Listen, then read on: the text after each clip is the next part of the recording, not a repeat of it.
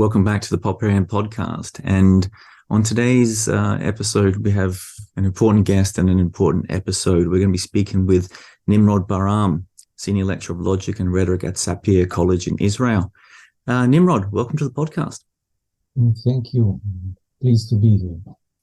So today we're going to speak about Joseph Agassi, who sadly died a few weeks ago. And I've done a couple of podcasts with him recently on the podcast, which I'll link below. But I know you knew him very well and are a close colleague of his. And I might open the floor up to you and get you to explain just briefly who was Joseph Agassi and how did you know him? Well, that's really almost impossible to do. To sum up, he was, I guess, first and foremost, an incredible person. Not just a scholar or a thinker or anything like that. He was for an incredible amount of people a sage. Mm-hmm. Whom they consulted on many questions of intellectual and not so intellectual character.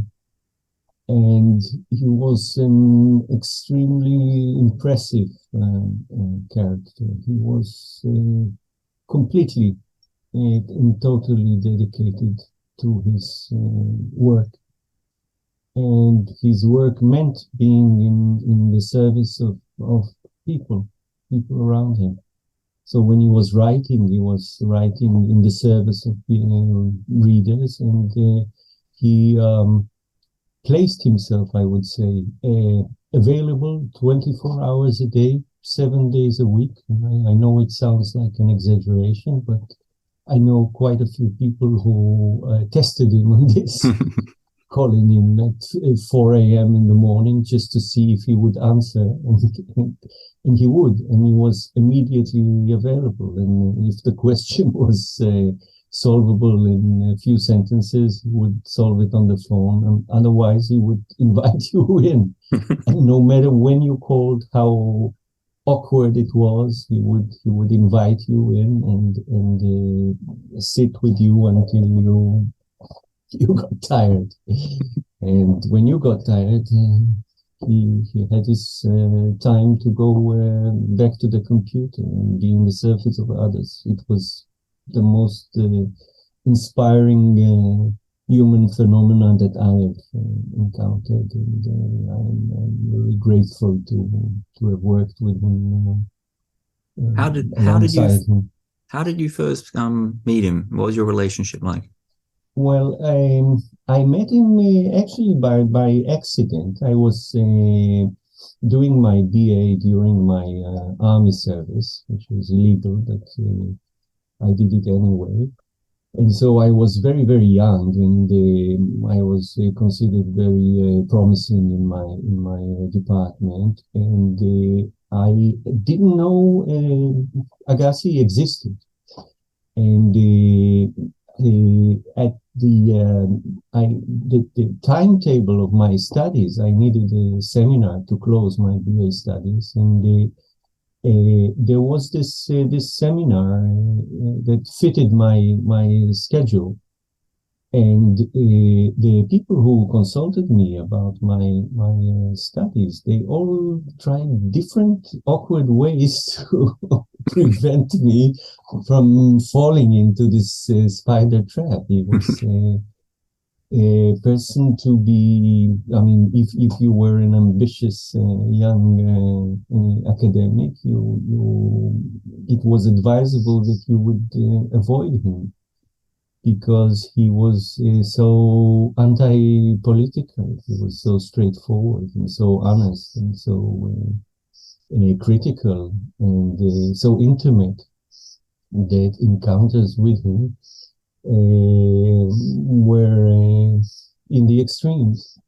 And I didn't think twice. I thought if everyone is attempting block my way to see this phenomenon. I have to go about and see it. And so I sat in his seminar, and it was an awkward seminar. He didn't have an agenda. He didn't have a curriculum or syllabus. He just entered the room, asked for questions, and whatever the question was, it could have been what's the meaning of life, or what is the proper methodology of the exact sciences, or is logic certain, or whatever question popped, he would discuss it in full, serving all the historical answers to it, criticizing them, and giving you a bird's eye view of a whole philosophical field. It was so different than the step-by-step small studies that I was accustomed to, that it was a shock. One of the things it made me realize from the early start is how little I know, and how awkward I am when I try to perform this survey of general questions. And I also realized that this is what philosophy is all about. So I suddenly realized that I have to start again. And he was extremely available.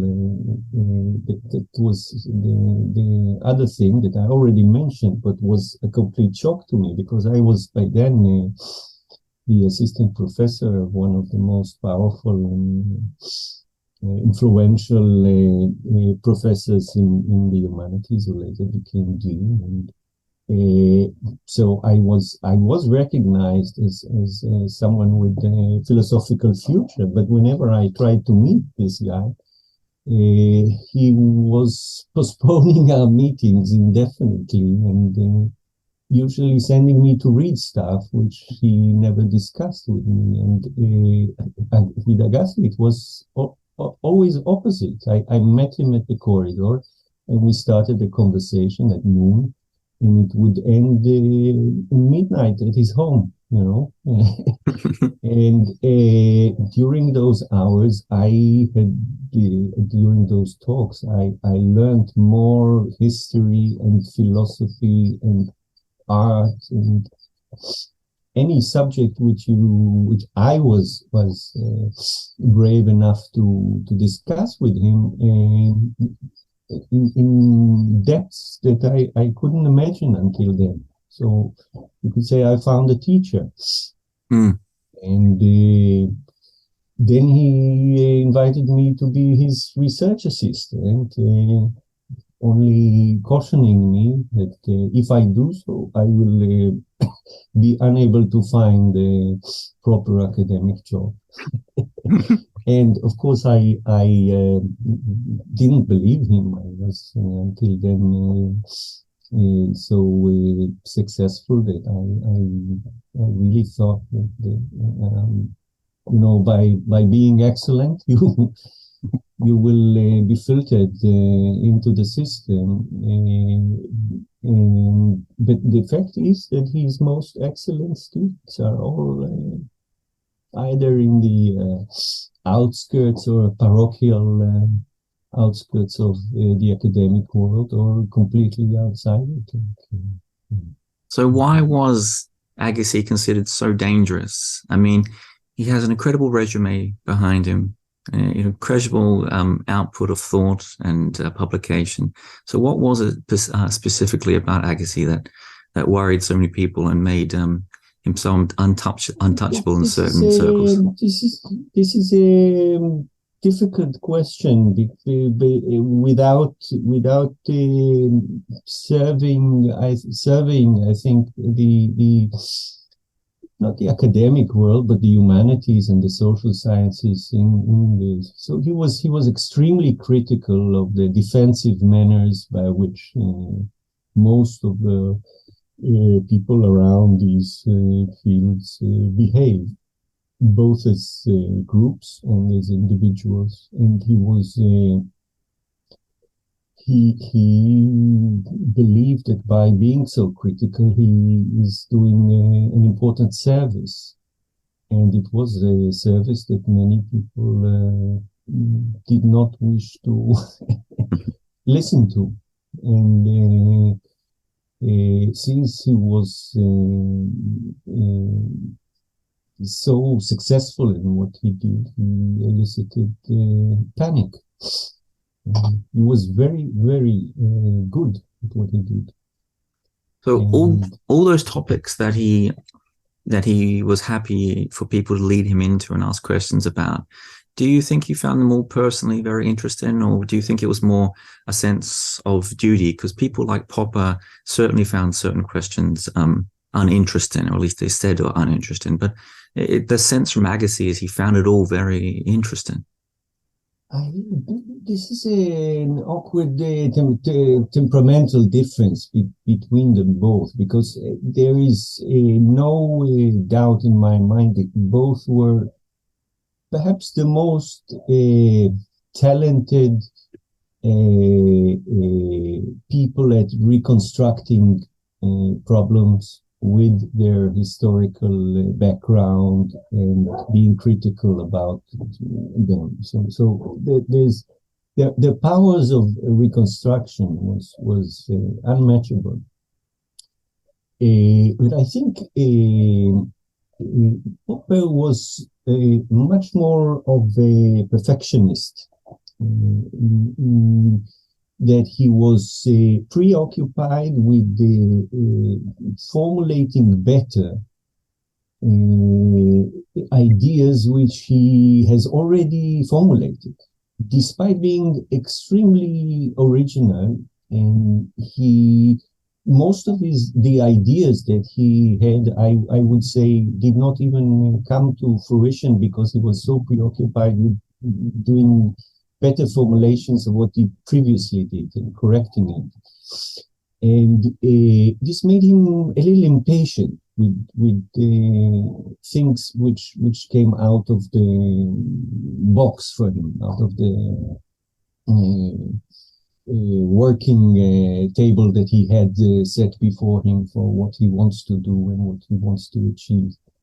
And Agassi was much freer in this sense, and much more patient to even low-level conversations, and even embarrassingly low-level interlocutors. He was somehow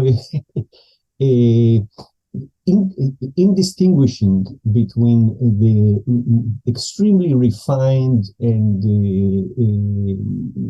full of minute details conversation of the expert, and the very, very blunt and unsophisticated questionnaire. And he would give both of them the same amount of attention, almost like an Asperger. You know, he would not care if his interlocutor was an expert or a novice. And in this, he was very special. I believe Popper would lose patience. I mean, I have heard descriptions of him losing his temper just by students not offering ideas which are criticizable, for example.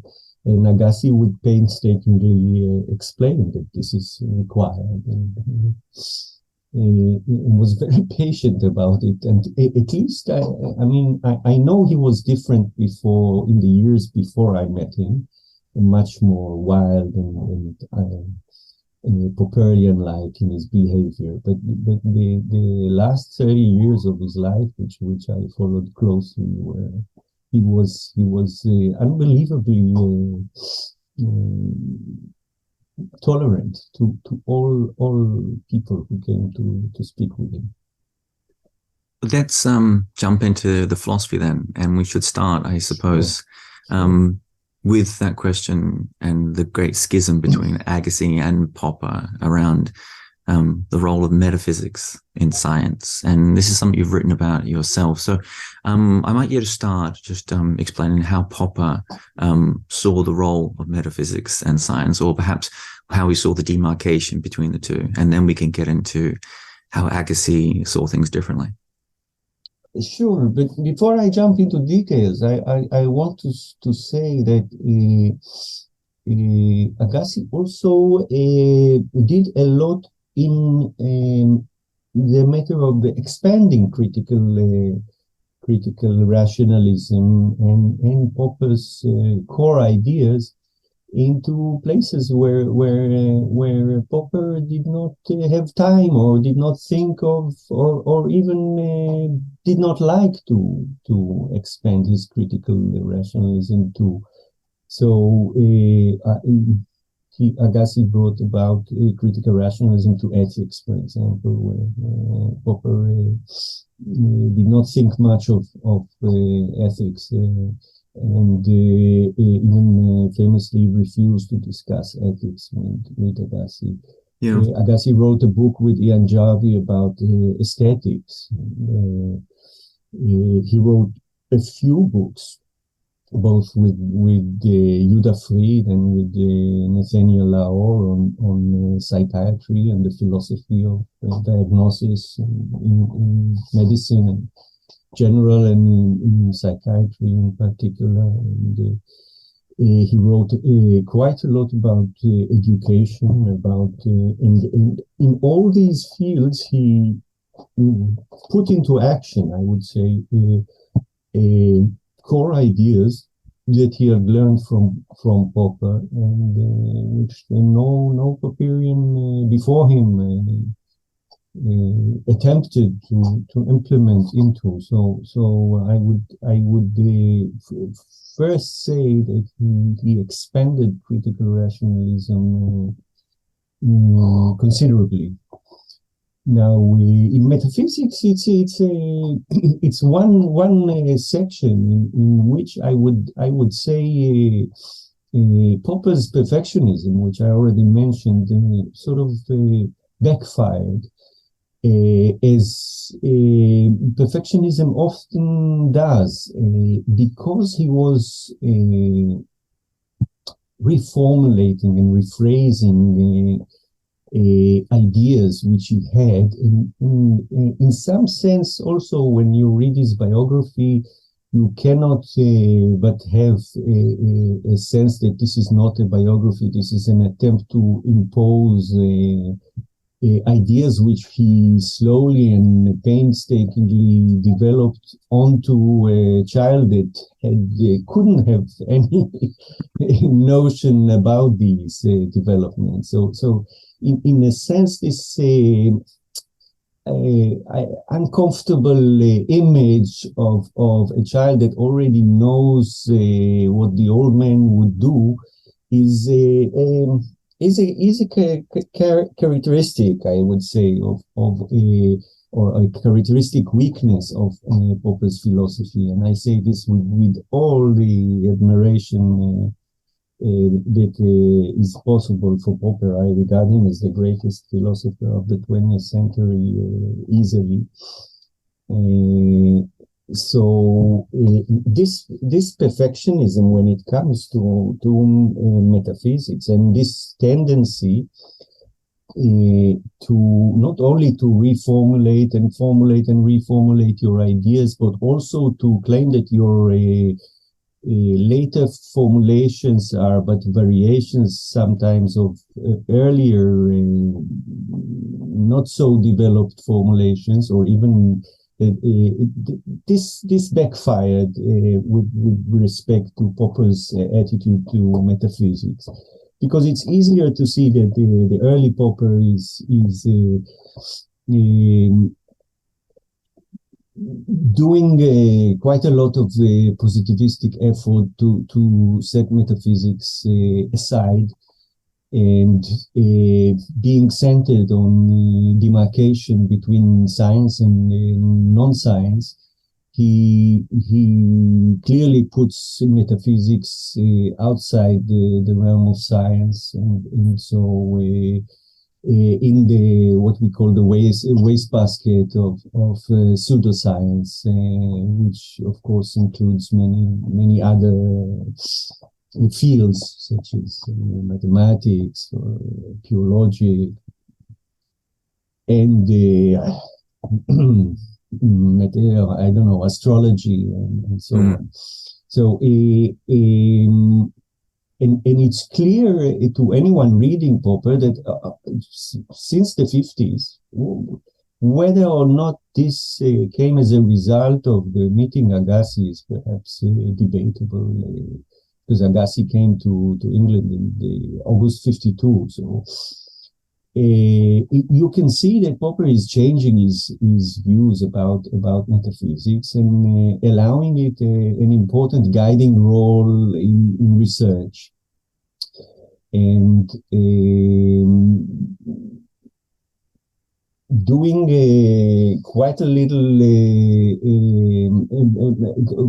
bit of effort in showing that you can be critical towards metaphysical views, and in this sense, he allows metaphysics into not science, of course, but the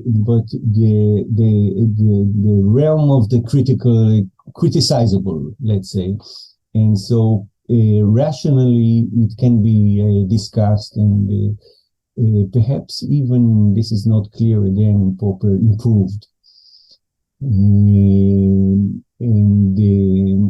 that's so there's the early Popper who is quite positivistic toward metaphysics, not perhaps in that it's completely meaningless, but it's outside of science, and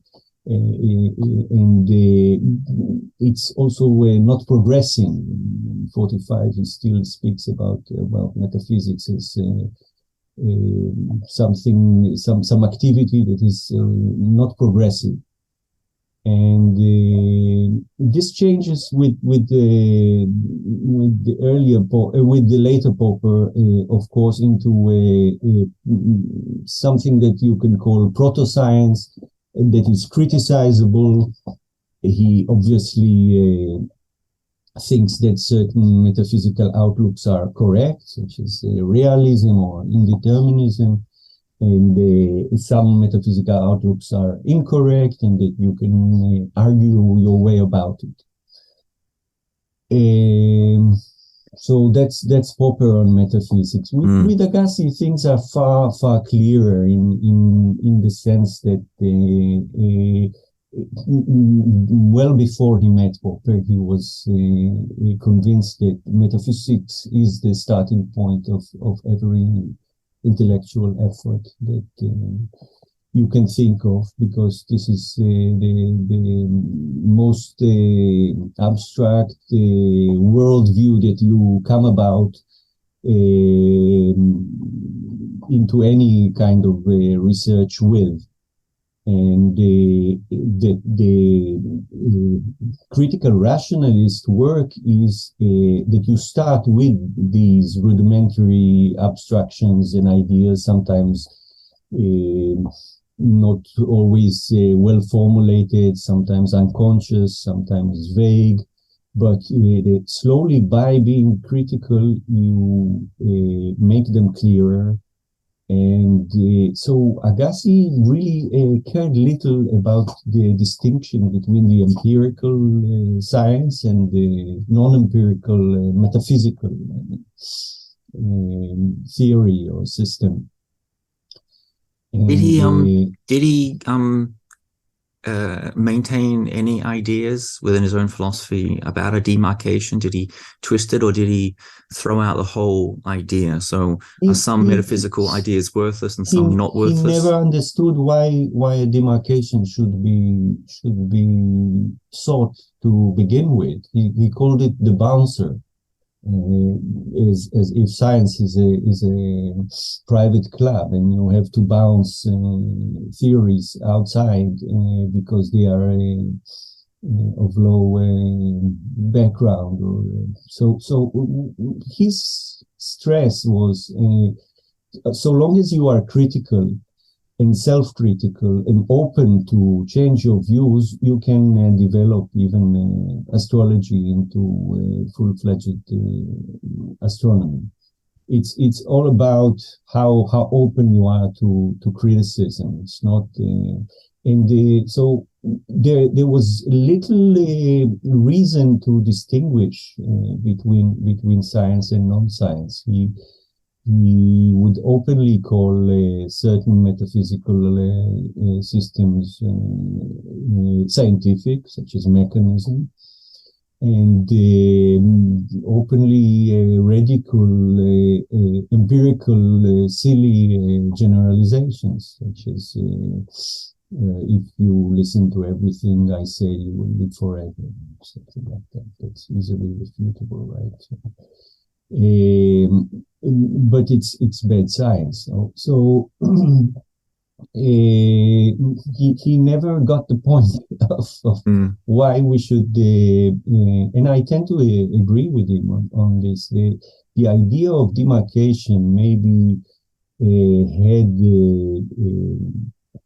different sound to it when Einstein replaced Newton, and all of the scientists were looking for ways to distinguish between the extremely intelligent mistake that was Newton and the silly mistake, or as Russell would call it, the ravings of madmen. So the task of distinguishing the intelligent mistake and the non-intelligent mistake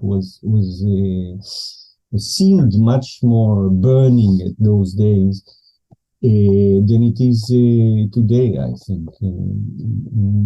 So I can clearly see why Popper made such a stress, or have placed such a stress on this task early on, but I less understand why he celebrated the demarcation criterion as an achievement in the 60s, for example. Is the distinction at all valuable for Agassi? So if metaphysics guides the science that we have, and then science criticizes the differential distinction is how open you are to criticism. That's the most important thing. And of course, there's you could say that certain Agassi stressed the attitude of being critical, not the theory. The theory any theory you can treat it critically, and so slowly turn it into an empirical testable idea. And any empirical theory you can defend, and Popper explained this as well. You can defend it indefinitely and therefore empty it of empirical content. So refutability, fallibility is never in the theory. It's always in the attitude which you practice. And once you get this idea, I think this changes philosophy completely. And this is what Agassi was doing in all those other fields as well. So, what was Agassi's impact upon Popper? There's an interesting appendix that you highlight in one of your articles here, where you say that Popper he wrote something that was quite close to Agassi's position, at least the position that metaphysics are vitally important for. Without mentioning the word metaphysics, yes. Yes. So again, but you also mentioned in that at the time he wrote that, Agassi was his assistant. So do you think Agassi had an impact upon him, or? I would conjecture that I would stipulate that his very dissertation, his dissertation was on the influence of metaphysical outlooks on the development of science. So he wrote about Faraday. Everybody used to ridicule Faraday's metaphysical system. But Agassi showed that it was a very serious and influential background to Faraday's discoveries. So I would say, on the one hand, Jarvis says it very, very beautifully in his comparison, that the very fact that Popper accepted Agassi as a student writing about the influence of metaphysics on science shows that Popper was much more refined in his view of the influence of metaphysics on science as he expressed himself in writing. Otherwise, he would tell Agassi to write about something else. But that undoubtedly Agassi's influence here is present, in that you can see Popper gradually developing respect towards metaphysics during the 50s. Let's talk briefly about that historiography of science that Agassi is so famous for doing, and his highlighting of the metaphysics involved. So tell me about how he viewed the changes in history, because many people have ideas of certain metaphysical principles holding, like induction held for centuries and things like this. And Agassi looked back into these ideas and said, if you look at what they're actually doing, or the ideas they actually said, something very different. There's different metaphysics at play. Yes, and I would first stress the fact that Agassi is either the first or one of the first few to write a historiography of science. I mean, there were histories of science, but the historiography of science, the question, how is the history of science influenced by the various methodological beliefs or metaphysical frameworks of the historian, is in putting that question on the table is one of Agassi's earliest contributions to our world.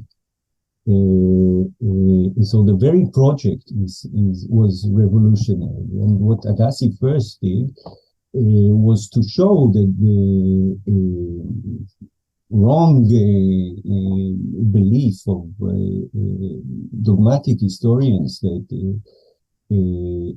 science is achieved by induction had completely twisted the histories of many of the histories of science of the previous century. So that's in that by showing that you could listen to what scientists do and compare it with what they believe they do, you could achieve a much more interesting and much sounder history of science. So this was, I believe, a great achievement. looking at that work, and this is a very Popperian point of Agassi's, he seems to labor the fact that what these historians of science have been missing over the years is they're failing to look at the problems that these scientists were trying to solve, and they were running back with an existing metaphysics in their mind and trying to apply that. So if you look at the Faraday system, for example, the historians which wrote the list of achievements of Faraday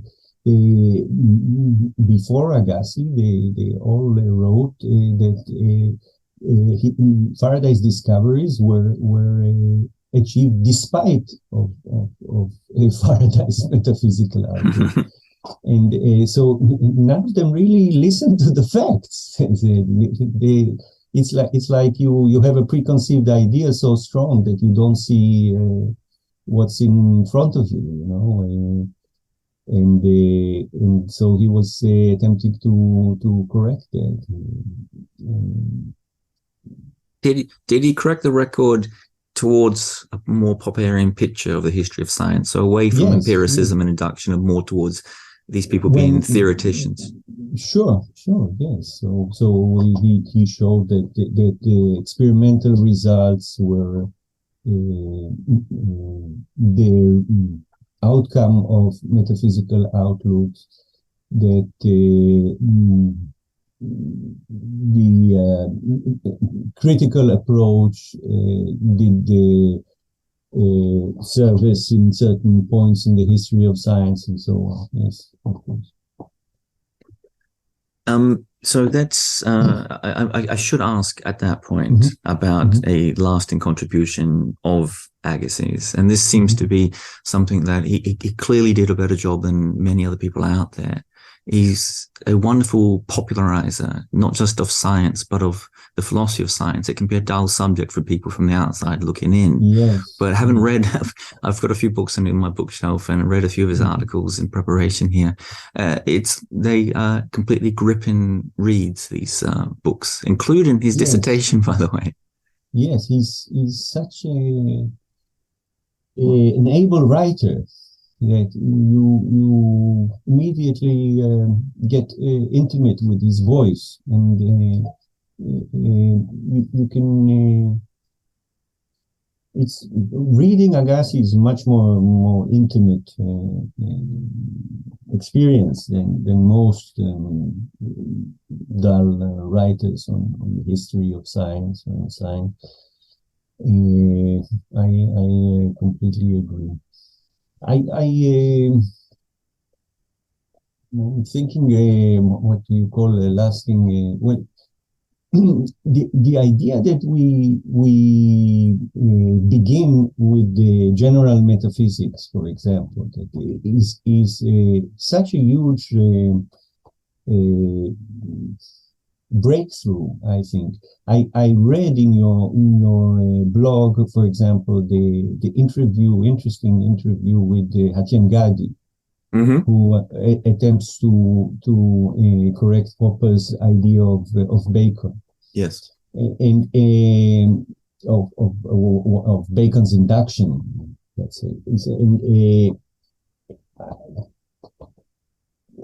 I agree that Bacon's methodology was much more sophisticated than presented in the early Popper. That goes without saying. But if you look at it at the level we are looking at now, you could clearly see that however sophisticated Bacon is, he is advancing a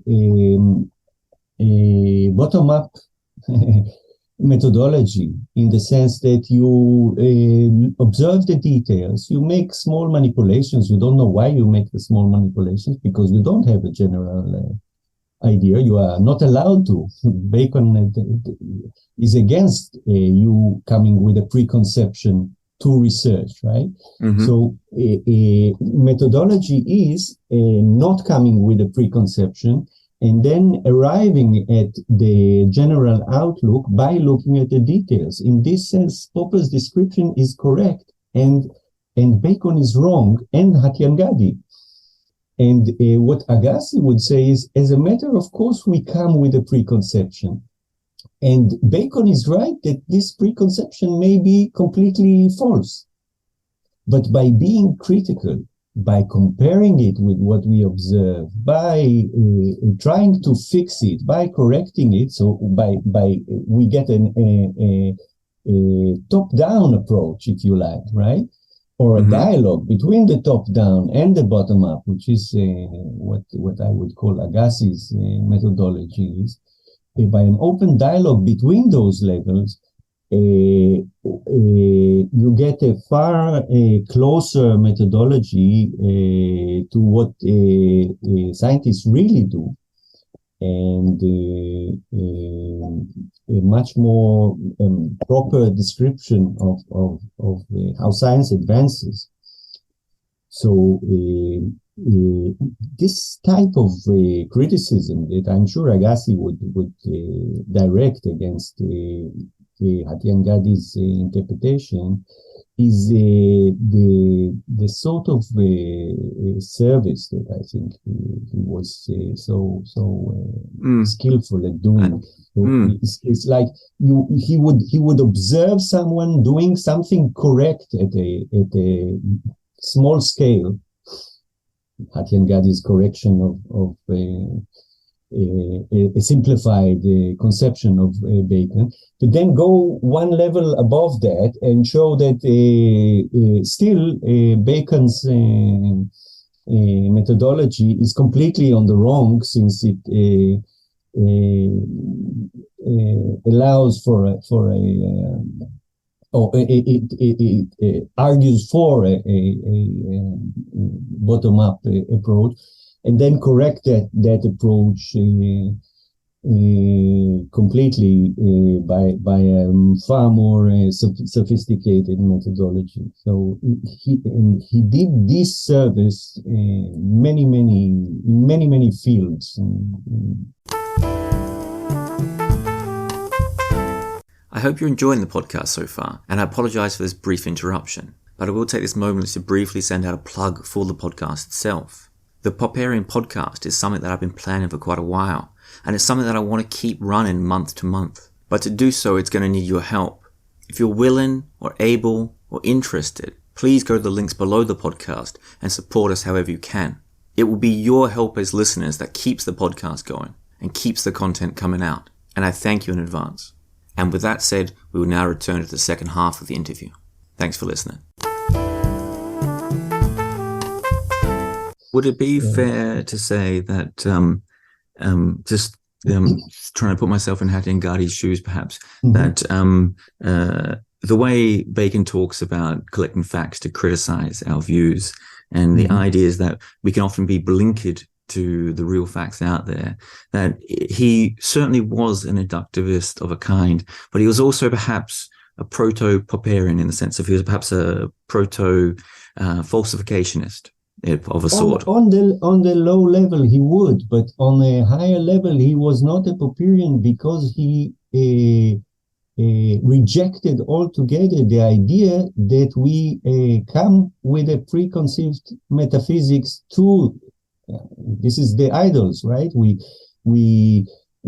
do our best to rid of all the preconceptions that we have. So you see, on the small level, yes, but on a higher level, I would say that Bacon was not a Popperian at all, and that Greenbaum and Hatyangadi are wrong in this. Let's talk about ethics. And you mentioned it earlier. I think this is fascinating.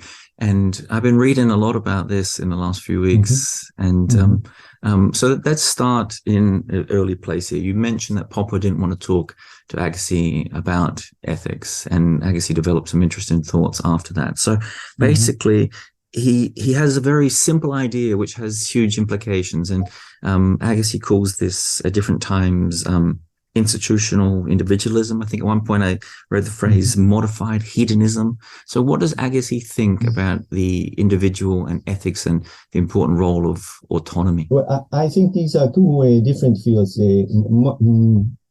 Institutional individualism has to do with what we count as a good explanation in the social science. That's I would say a little a bit of a different conversation. We can start it after talking about ethics. But what Agassi, in a few sentences, Agassi's ethics or philosophy, moral philosophy is that since criticism is the highest form of intellectual development that we can aspire to, we should aspire to an environment which encourages openness to criticism. And this sounds trivial, but if you look around, most people around us are preoccupied with showing that they were already on the right, even when you correct their mistakes. They would say, you misunderstood me, let me rephrase what I meant earlier, and so on and so forth. So if you adopt seriously the idea that you have even I would say a moral obligation to be open to criticism, because it makes life better and it makes society better. You just said it was a moral obligation. So yes, he expressed himself like that. Yes. I once asked him whether we should be open to criticism, because being open is the good, and yes, he replied that this is his. It's a direct quote of him. So he was even allowing a reformulation of his views in traditional terms. That the good is approached by the encouragement of openness to criticism, and this has application again in various fields, like for example, take education. Okay, so in education we have two major systems, as in epistemology, by the way. We have two attitudes towards truth. One is paternalism, the idea that my father knew already all the truth, and that my tradition represents the truth. And if you look around, every nation or a tribe or a super tribe believes that came out of paternalism, at least. Yes, the Japanese believe that they are descendant from the gods, and the Chinese believe that they are their tradition is the best, and the Jews and the Muslims and so on and so forth. So this is one, I would say, epistemological attitude that is also characteristic of most of the history of philosophy. Most philosophers tried to show that they can prove either that the tradition that they came from is correct, or that their new reconstructed tradition is provable. So once you discover that your father may have been wrong, that your tradition may have contained errors, you immediately try correcting those errors, and you can be open about it or silent about it. But all traditions change. That's a matter of fact. So all traditions undergo a correction of errors, but they do so silently while maintaining that they do not change. So this is one idea of epistemological idea that you can find in a classroom, because in most classes throughout the world, still today, the teacher is the one knowing what he's talking about. And the students, or they could be children, they could be grown-ups, they somehow have to obey his leading his even commands, but I would say he's guiding them towards what he regards to be true. And the other epistemology is relativism, or wrongly titled pluralism, which says that all fathers are the strongest and the smartest, and they can each offer their children a truth, which, so long as they do not question it too much, can provide everything that is required in life of them. And I find that most systems that I took part in, including the one I teach in today, is vacillating or wavering or conflating sometimes these two approaches. So students are for example, the agenda or the syllabus that I mentioned earlier in the first course of Agassi is already set by me, because I know, and if we have an argument, usually I'm the one deciding the argument because I know. Or otherwise, the student would have all kinds of relativistic defenses, dismissing my view as one view among many, and he has his own truth, or she has her own truth, and so on and so forth. Now, Agassi, I think, realized that first of all, in the field of epistemology, Popper introduced the third option. This is very important to stress. Neither paternalism nor relativism. We have a view that says, yes, there is one tradition that is true, but no one knows what it is, right? So it's not my father and not your father, and we have to criticize the traditions that each of us came with in order to try and mediate the best version of a fallible but not yet refuted tradition that we have. That's science, okay?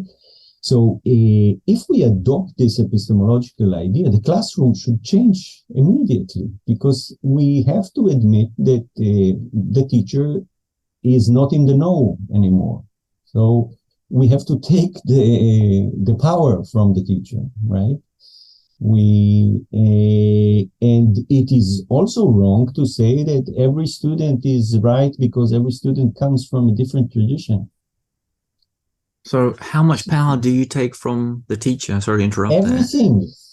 That's what Agassi was practicing as a teacher. And he could even say, well, if there are no questions today, we will go home. You see? But there is a certain moral point, certainly that it is important that, so at some point I read Agassi drawing a distinction between compulsory school and compulsory education, saying perhaps people should be forced to attend school, coerced, but not into what they actually learn within those schools. Yes, but the coercion there was to enable the parents to go to work, because it was not for the sake of children. So yes, he did recommend that babysitting or state provided free babysitting would be a good idea. How much of this theory, it's very psychological theory. How much of it is focused on the avoidance of suffering? At some point, I remember Agassi talking about compulsory education as imprisonment or something like that. I would minimum security jails. Yes. This is his son's expression. Yeah, but it's quite a correct one, I think. What was your question? How serious this model is, or what would your? It's a psychological kind of question. So rather than it just be a good way to improve criticism in the world, is it also about reducing suffering in the world as well? Oh yes, reducing. Yes, so yes, the motive is reduction of suffering, and I think in this he was accepting Popper's only ethical comment that by defining suffering as something that should be avoided, we can start building an ethical structure. He says so specifically, and Agassi was taking it as a matter of course, and he was extremely sensitive to the suffering and loneliness of people who enthusiastically attempt to participate in debate and are being ignored by dogmatism or paternalism or a sense of hierarchy that they inadvertently ignore or are unaware of, and so on. There's do you think Agassi's ideal classroom has ever existed or got close to existence? So in your interactions with Agassi, did you feel a hierarchy at all, or was that? I can tell you that as a student, I often felt frustrated. Because there were a few times that I wanted him to teach me a certain logical system, for example, that he was, and he was, it was never on the table that I would sit as a student and he would give me a lecture, you know. It was never like that. It was always a conversation. So we are all conditioned, I would say, to paternalism by the upbringing that we all have. It's clear that we feel more secure in having the grown-ups tell us what to do and not what to do, and not being treated as autonomous beings, but clearly that's Agassi's model of what the ethical life would be, that we are all autonomous beings, and I think to criticism. Thinking back briefly to I had two very brief discussions with Agassi. He mentioned Socrates a lot. Do you think Socrates was the ideal teacher in Agassi's mind? He was, but you have to remember first that Plato's Socrates is an improvement upon the historical Socrates. So Plato himself attests. And that Agassi had a few idols that I would say were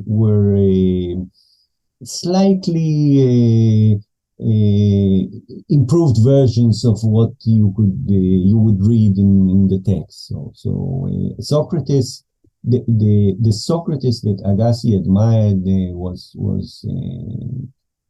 a slight improvement upon the Socrates that I read in Plato, even. For example, a trivial example,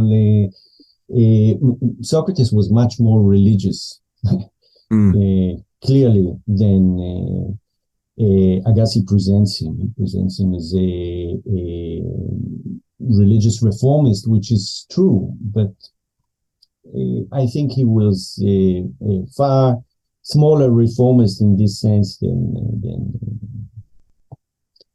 Agassi would allow. This democratic, individualistic kind of education, it implies a tremendous faith in the individual itself and the abilities of the individual. And that's perhaps even an exaggerated faith. It's a method that I never quite was able to push through with Agassi, although I tried many times. Because, for example, this is what Nathaniel Laor is criticizing also with Agassi's attitude towards both the mentally ill and the children. Because if you take kids, for example, you need protective laws. But for Agassi, it was like... No, there shouldn't be any laws, for example, forbidding drugs. Okay, so you could. It's clear that this is liberal. You could do whatever you want as a grown-up, but he would say there's no need even for protection laws for kids against this because kids don't take drugs unless the society around them is so sick that they would, and this would not happen if we had the liberal society that he recommended. So I think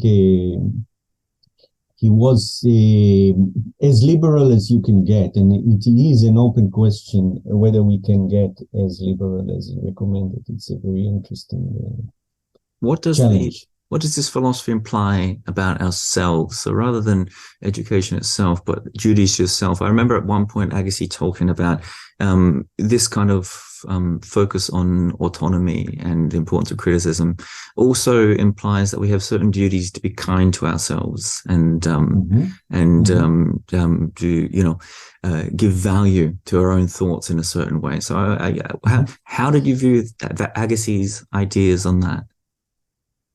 I think they all come in the service of learning from error.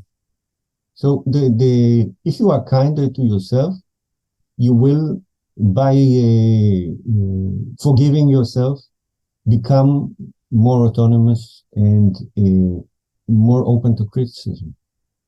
This is the aim of being kinder to ourselves. And if you are strict, you become defensive and dogmatic. So it's all in. So it's not like you would. Agassi was against the idea of a grand system. Okay, you could. He would mock people who know every answer in advance to any question. Whether they were swamis or rabbis or philosophers, and it was odd to him that the person would aspire to have this even because that would mean that he cannot learn anything new. So the idea of a partial system he saw as a result is resulting from critical rationalism. Having no system at all is, of course, impossible. No animal gets into the world without a preconception of the world, of course. But so the real trick is having as few guidelines as possible, but developing with their aid. And the one central guideline was learning from our errors, and this meant, or this implied things that, for example, kindness to ourselves that other Popperians did not conceive of. So it was by implementing this partial system, or the idea of reformism, the idea that we come to the world within a tradition and we reform it slowly and gradually, which also implies democracy. And so you do have a kind of a opening flower that seems to cover many fields. It's not a full system, only in the sense that you would meet certain challenges and you would say, well, I haven't thought of that. This is new to me. And you would often say that when we were in conversation. Say, I need to think about that. Let me get back to you on this, and so on. So it was not like he was offering a coherent, contradiction-free philosophy of life, but he did have guidelines which the central is critical rationalism, that he was able to recognize within them much that you can much of the philosophy that he produced later on. Is this where his institutional individualism comes into this? Because So institutions affect the behavior of individualism individuals. is a I don't know how much time we have, but institutional individualism is basically an answer to the question what elements should come in an explanation of a social fact, basically. Okay. So you have a social fact, a person goes from point A to point B in Seoul. Okay, he doesn't go on a straight line, right? He goes about doing certain, obeying certain social institutions, such as, for example, traffic laws. Okay, cats and dogs cross the street from point A to point B in the straightest line. That's why they get run over. If you want to explain the behavior of people, Popper was guiding his students to reduce all the explanations to the motives of individual people.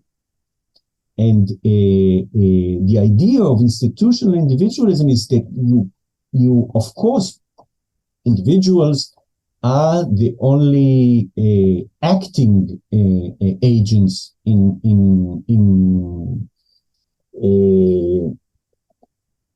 but in society. But if you want to explain their behavior, you must resort to institutions which are not reducible to just the beliefs of individuals. So I don't. You don't even need institutions here. You know, you can take a physical fact. Okay, let's say it rains for the next 10 years nonstop. Okay. This would change social life, right? So it was if you wanted to explain social life as or the behavior of a certain person in 5 years from now, you would need more than the beliefs and motives of that individual person. You would need to mention the fact that it's raining all the time, and then mention the fact that since, say, he hates getting wet, he leaves home less than he used to when the sun was shining. Okay. Mm-hmm. So you need both the motives of the individual and the fact that it's raining. And certain institutions in the social sciences, they like kinship or the traffic laws that I mentioned, or universities, they direct our behavior by creating, if you want to return to the starting point, by creating a sort of a frame of possible options, right? So you, for example, when you are a child, you are being asked, what do you want to do when you grow up? Okay. And the list of answers is already set by the society which you are in. In certain societies, it could be a hunter or a apple picker, or, you know, so the social institutions they function as would or as parts of the metaphysics that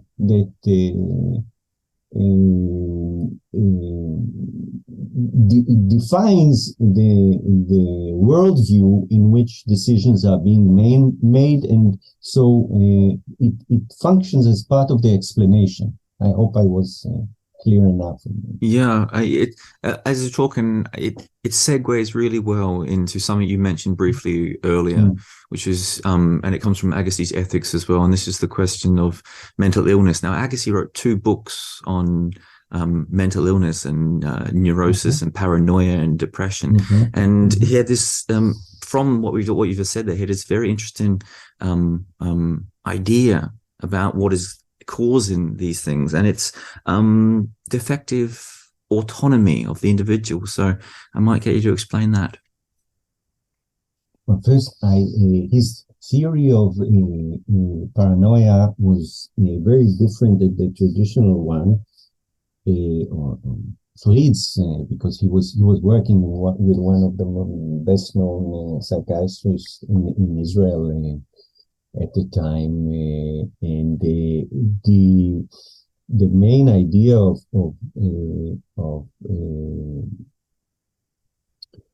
the main view of psychosis was that it is an extreme threshold on a spectrum, where you have, say, the normal, the extremely neurotic, and then the psychotic. Okay, so there was a linear spectrum of the human behavior, and the core idea was that we are all a little bit neurotic, as Freud said, and we are all a little bit psychotic. And psychotic here means certain dogmatic glitches in our logical mode of arguing or understanding the world, I would say. So this was, I would say, their first contribution. And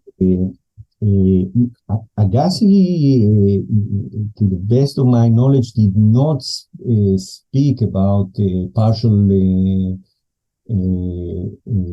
autonomy. I think this was not his contribution. Agassi, but he did speak about partial rationality with Javi, and it is open to question whether the two terms are coextensive. It's a open, interesting question. I'm not sure we can go down to the details of it, but Tversky and Kahneman received their Nobel Prize supposedly by discovering that we are less rational than the theories of economy suppose.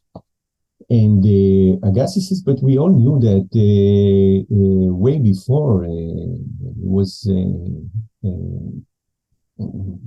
he says, for example, I wrote with Javi the paper on the rationality of magic and so on. So he was not impressed with the ascription. Of course, he acknowledged the contribution of Tversky and Kahneman, but he said all they gave is new examples. Not they didn't teach us really a new principle. So for Agassi, that the idea that rationality is always partial because we are humans and we are being human. We don't think like computer programs. We have our biases and our emotions and so on, and our ties, our social ties, and the institutions which we participate in. And all of these lay restrictions on our ability to be rational. But it seems that he recommended that despite the fact that we are only and always partially rational, we should be treated, our decisions, we should be treated as autonomous. And what Laor, to my understanding, argued is that this is not the case in the extreme cases of people who might injure themselves or others. So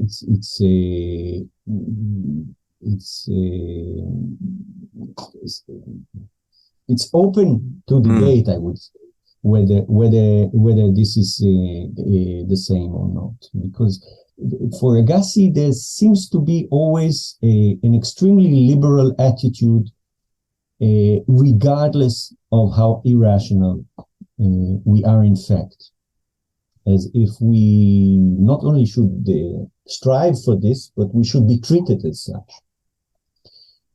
And Laor said, no, just as you would treat someone who fainted and lost his leg, and you wouldn't wake him to ask him whether to treat him or not, so a person at a certain severity of psychosis should have earned our attention and treatment.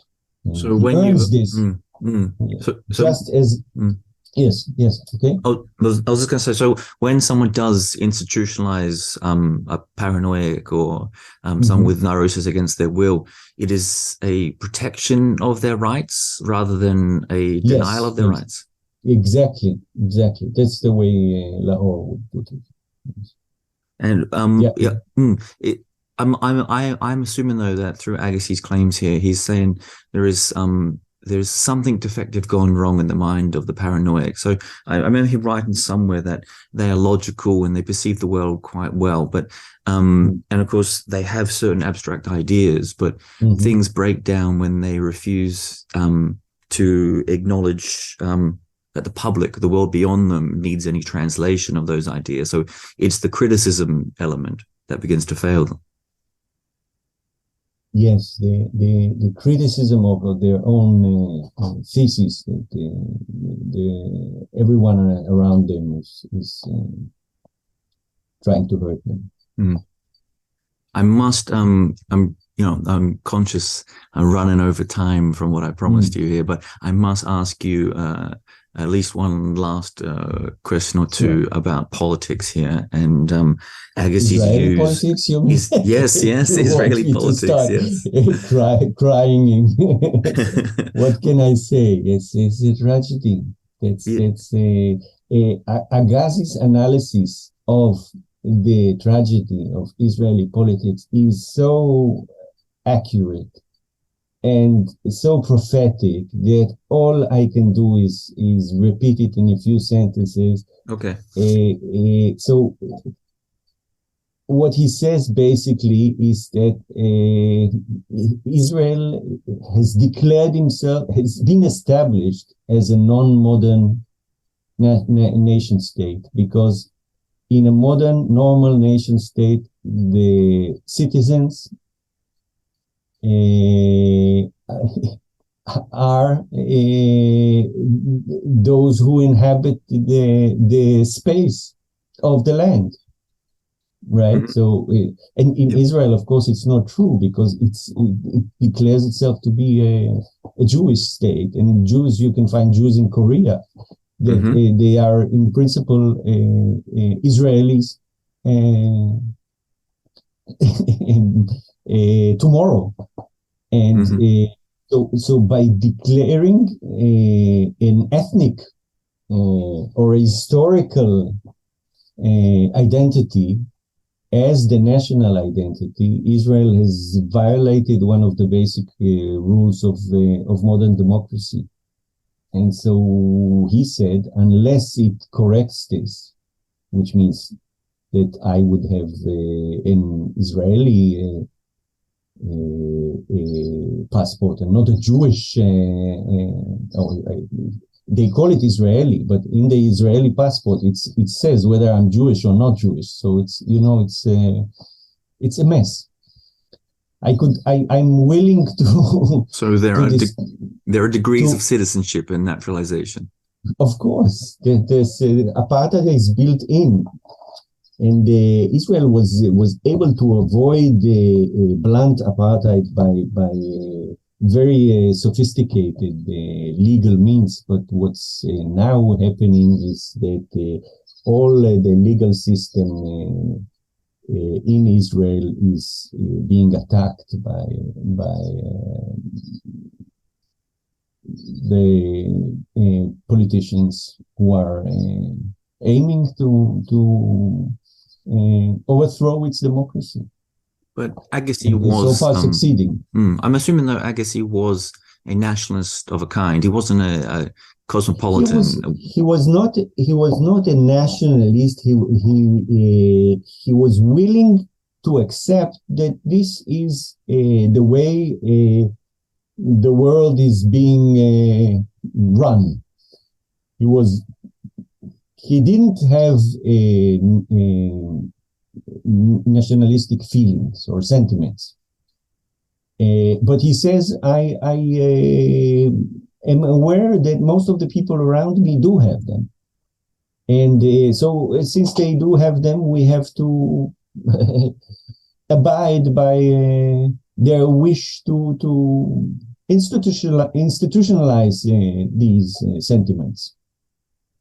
So it's true that he was not as cosmopolitan as Popper was, in the sense that he believed the idea of a nation state silly, but he was very, very close to this idea, in that he thought, well, whether it's silly or not, we have to indulge it because people around us do. So perhaps the idea of civic nationalism is the best approximation of cosmopolitanism that you can find. I would say he said civic nationalism is a prerequisite for democracy, and democracy is the closest we have to the open society. And Israel is going the other way. There is little doubt about that. Well, on that, I should ask you a last question or so about Agassi in general here. What do you think, and of course this is going to be a very hard question to answer, what do you think his legacy is going to be? I've heard many people speak about him and say things like he illuminated many of Popper's ideas, or the differences between him and Popper were very minor and just difference of emphasis. And some people have said there's huge distinctions between him and Popper. And how do you see Agassi's continuing legacy into the years ahead? Well, this depends on you and me. This really depends on you. I'll change the question. How would you like to see Agassi's legacy? How would you like to have him and his philosophy be understood and remembered? I think he would want to be remembered as respectful critic of his teacher, and someone who implemented his teacher's ideas in fields that his teacher did not even dream of. And last point, what do you think was his greatest philosophical contribution? He wrote so widely on so many things. Which one do you think is his greatest contribution, or his most important one? I would say his most important effect was as a teacher, an educator. His personality and of those that were able to work alongside him and with him was a true inspiration and a life-changing experience. And that is a great note to end the podcast on as well. Thank you very much. Well, below the podcast, I will link some of your academic pages, Nimrod, as well as some of the places you can find your books. But I'm also going to link Agassi's personal website and places where people can find Agassi's work as well. Wonderful. Thank you so much for your time. It's such a pleasure. My pleasure.